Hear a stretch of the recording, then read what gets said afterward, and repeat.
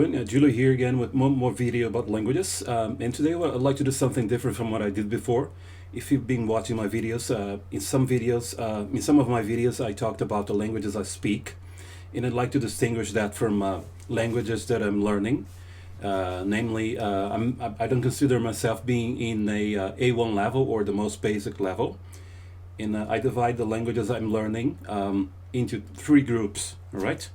So the first group, so group one, is languages I consider myself being close to a A1 level. Actually, some of them are. Okay, so I'll tell you which languages are. So in order, the languages I consider myself close to A1, maybe I'm there at A1 level, are Polish.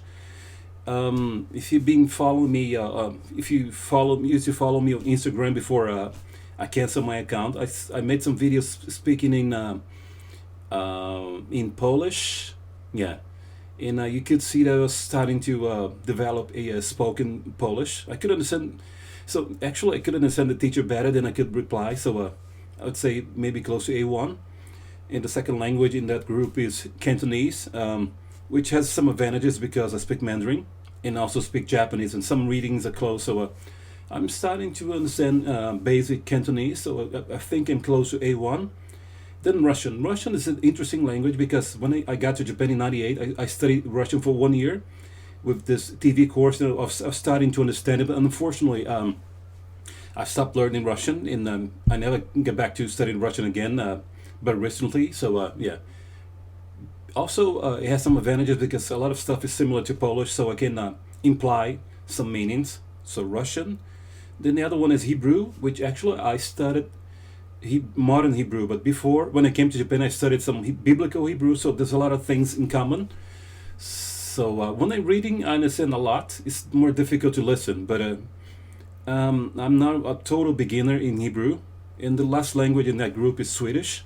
And Swedish is interesting because it's also Germanic languages. And since I know three Germanic languages, which are English, German, and Dutch, so that helps a lot learning Swedish. So that's group one. Then we move on to group two. So which are languages I consider myself still struggling with the basics, which are Egyptian Arabic. But Egyptian Arabic is actually a language and I'm struggling because I can't find good materials to study. At least not materials that adapt to my learning method, style. So probably I'll get back to MSA, so Modern Standard Arabic, and then try Egyptian Arabic again. But yeah, I've been struggling for a while with Egyptian Arabic.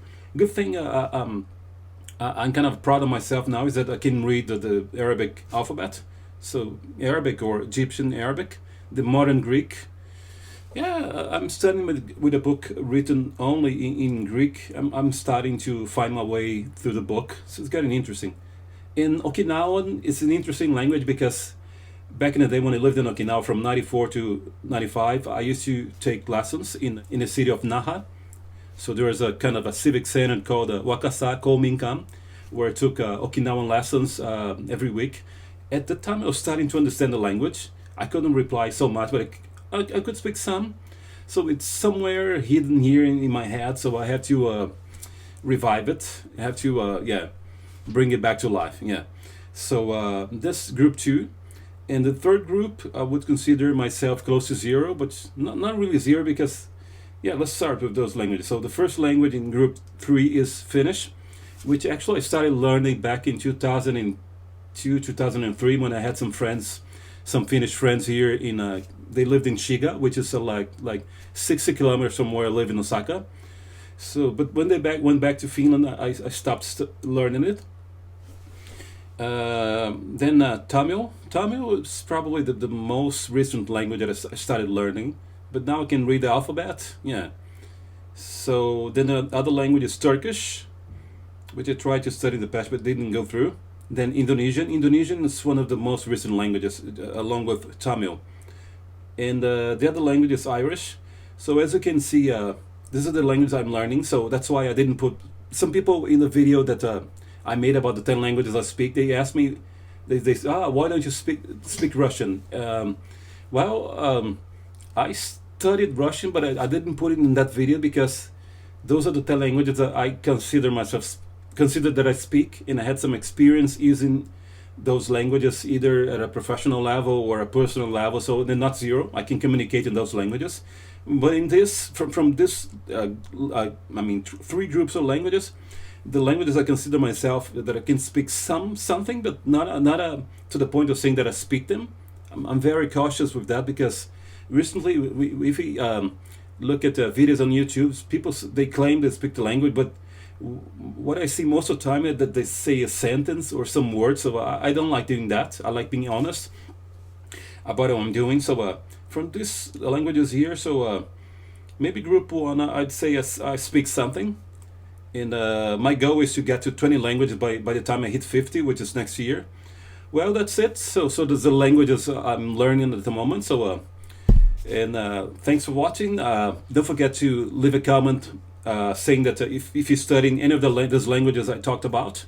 So hit like in this video, to subscribe my channel, to hit this, to share this content. And if you want to support my language learning journey, you can be a member of this channel, or you can support me on a Patreon where I share all the books I use for learning languages. That's it. Have a great day. Thanks for watching.